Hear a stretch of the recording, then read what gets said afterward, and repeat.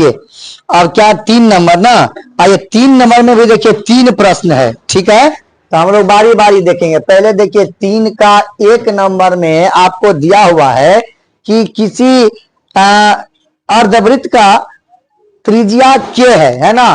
तो देखिए 3 का 1 है, तो देखिए अर्धवृत्त की त्रिज्या कितना दिया हुआ है, के दिया हुआ है। अब उसका यूनिट नहीं है कि मीटर में है कि सेंटीमीटर में है, तो नहीं है तो छोड़ देना है आपको भी, ठीक है। तब आपसे पूछ रहा है कि अगर इसकी त्रिज्या के है तो अर्धवृत्त का परिमिति बताइए, है ना। तो चलिए परिमिति पूछा, परिमिति बोले या परिमाप बोले बात एक ही है, समझ में आया। तो आपसे क्या पूछा है, परिमिति। तो परिमिति बराबर पूछा है, तो इस बार परिमिति का सूत्र आप लगा दीजिए। तो अर्धवृत्त का, किसका, अर्धवृत्त का परिमिति।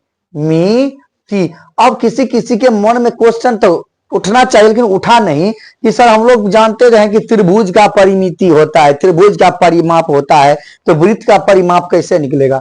तो वृत्त की जो परिधि होती है उसी को वृत्त का परिमाप कहते हैं, समझ गए। तो त्रिभुज में भुजा होता है तो उसको परिमाप कहते हैं, और वृत्त में इसको परिमिति को ही इसका मतलब परिधि को ही इसका परिमाप कहते हैं या परिमिति कहते हैं। तो अर्धवृत्त का आप ये भी जानते हैं। अब मन में कंफ्यूज होगा कि वृत्त का परिधि बराबर, सर अभी तुरंत आप पढ़ाए कि 2 पाई r होता है। तो अर्धवृत्त का क्या होता है, तो अर्धवृत्त का जब आपको इसका हम बेसिक क्लास पढ़ाए थे तो सिखाए होंगे कि अर्धवृत्त का परिमाप बराबर सूत्र होता है pi plus 2 into R, pi plus 2 into R. तो बताइए पाई प्लस 2 तो रहेगा ही रहेगा, और आर के जगह पर कितना है, के। ये हो गया इसका उत्तर, पाई प्लस 2 इंटू के। यूनिट है नहीं तो यूनिट हम लोग देंगे नहीं। अब आइए इसी का 2 नंबर।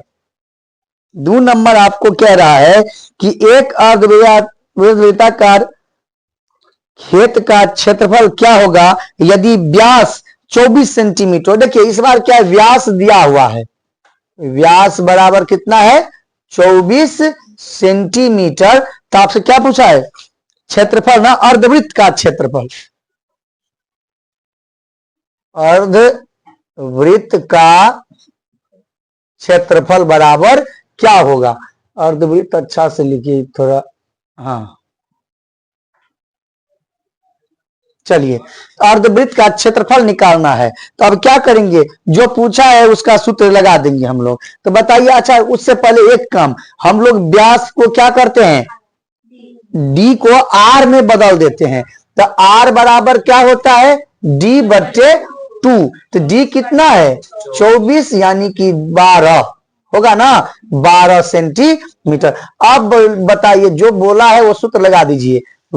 अर्धवृत्त है ना, तो अर्धवृत्त का क्षेत्रफल बराबर होता है 1/2 गुना पाई आर स्क्वायर। तो बताइए 1/2 तो 1/2, पाई का मान 22/7 और आर कितना आया है 12 गुना 12। इसको आप पाई में ही रहने दीजिए, क्योंकि कटने रहता है ना तब हम लोग बदल देते हैं, तो कटेगा नहीं है, ठीक है ना।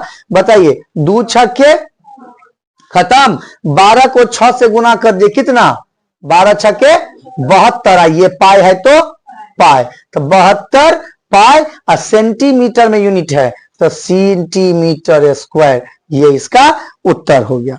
अब है एक और प्रश्न इसमें, इसी का 3 नंबर।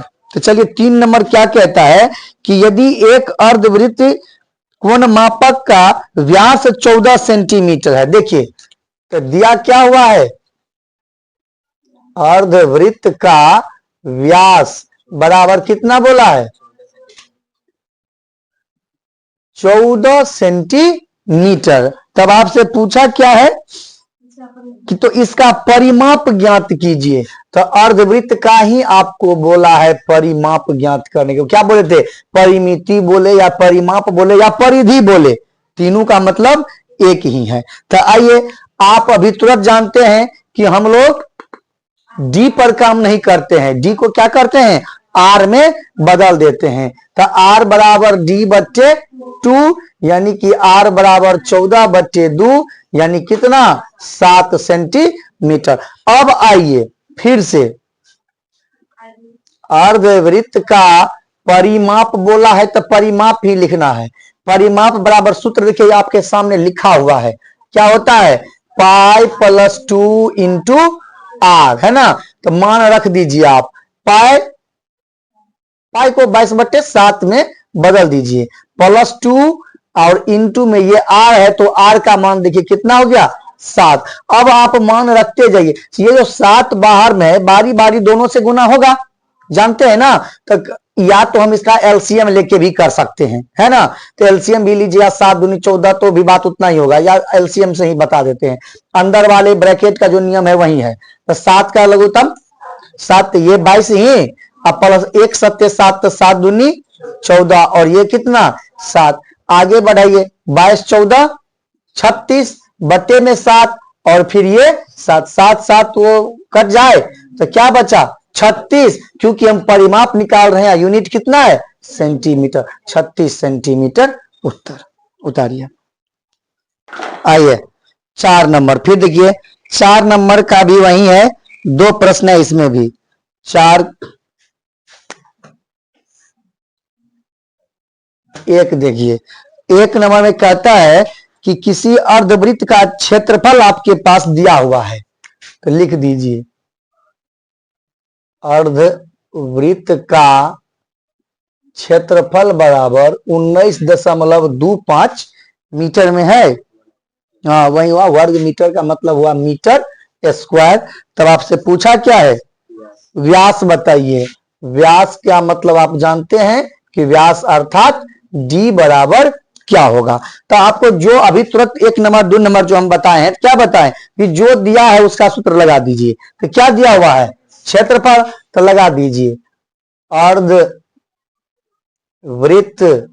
का क्षेत्रफल बराबर सूत्र क्या होता है 1/2 पाई आर स्क्वायर। बताइए क्षेत्रफल कितना है 19 बराबर 1/2, पाई का मान नहीं दिया हुआ है कि क्या लेना है, तो हम लोग क्या लिखते हैं 22/7 गुना आर स्क्वायर, है ना। अगर इसको फिर हम लोग क्रॉस मल्टीप्लीकेशन कर दें कोना कोनी गुना, तो बताइए ये या काट दीजिए पहले, तब और आसान हो जाएगा। 11 दूना 22।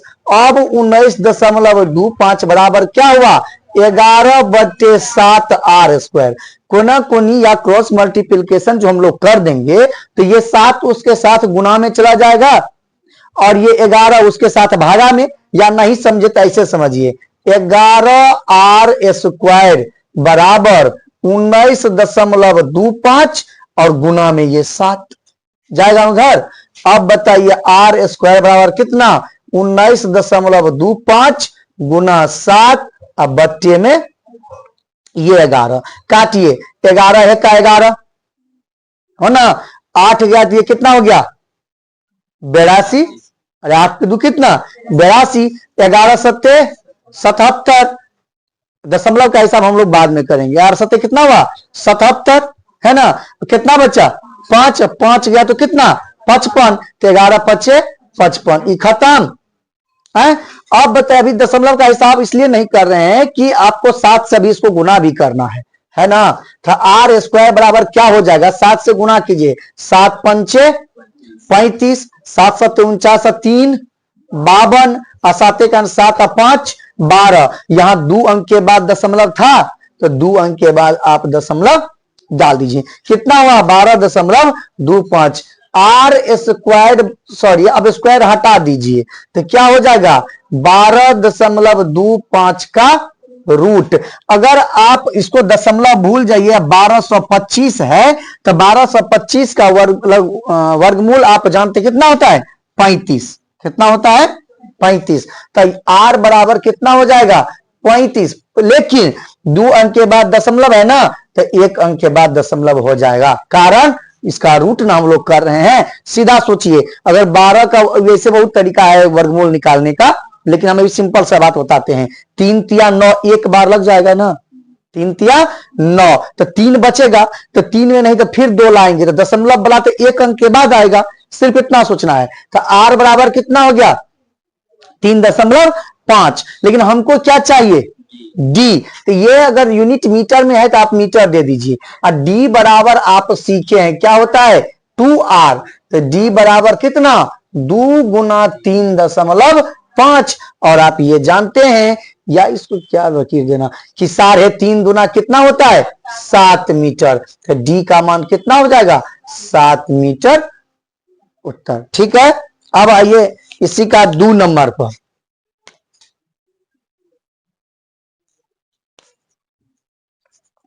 2 नंबर में देखिए क्या कहता है। 2 नंबर कहता है कि किसी अर्धवृत्त क्षेत्र का परिमाप 18/7 है। इस बार देखिए अर्धवृत्त का परिमाप दे दिया है, अर्धवृत्त का परिमाप बराबर कितना है 18/7, मीटर में है ना, यूनिट नहीं देखे हैं, हाँ मीटर है। उसका व्यास निकालिए, फिर निकालने के लिए क्या बोला d, तो d बराबर क्या होगा, व्यास तो सीधा हम d लिखते हैं, आप समझ में आ गया होगा, 3-4 क्वेश्चन पढ़े हैं, है ना। तो आपको अभी तुरंत बोले हैं कि जो दिया है उसी का सूत्र लगा दीजिए, तो लगा दीजिए अर्धवृत्त का परिमाप बराबर सूत्र क्या होता है पाई प्लस 2 इंटू आर। अभी तुरंत 2-3 प्रश्न बनाए हैं इस पर, है ना। आइए तो अब देखिए अर्धवृत्त का परिमाप कितना दिया हुआ है 18/7 बराबर, आप बताइए इसको 22/7 प्लस 2 लिख दिया जाए, इंटू में आर, है ना। 18/7 बराबर, ये अभी तुरंत हम लोग किए थे एलसीएम लेके, तो 22 प्लस 14 हुआ था, इंटू में आर। 18/7 बराबर 36/7, जानते हैं ना, इंटू में आर। क्रॉस मल्टीप्लीकेशन कर दिया जाए, कोई दिक्कत, तो बताइए आप जब क्या हो जाएगा 36r बराबर 18 गुना 7/7 होगा ना। वैसे आप 7 को 7 से काट सकते हैं, यहाँ r नहीं दिए हैं, r बराबर क्या हो जाएगा 18 गुने 7/7, ये भी 36 चला जाएगा यहाँ पर, तो बताइए 7 से 7 खत्म, 18 दूना 36, तो r बराबर कितना हुआ 1/2। अच्छा चलिए, तो ये तो 1/2 r आया है, हमको r से क्या लेना देना, हमें उत्तर में क्या चाहिए d, तो d बराबर क्या होता है 2r, है ना। तो d बराबर क्या 2 गुना 1/2, r का मान 1/2, 2 खत्म, तो d बराबर कितना 1, और मीटर में यूनिट है तो मीटर में उत्तर। चलिए आज की सभा यहीं समाप्त करते हैं, हमारी आपकी अगली मुलाकात सुबह के 6 बजे।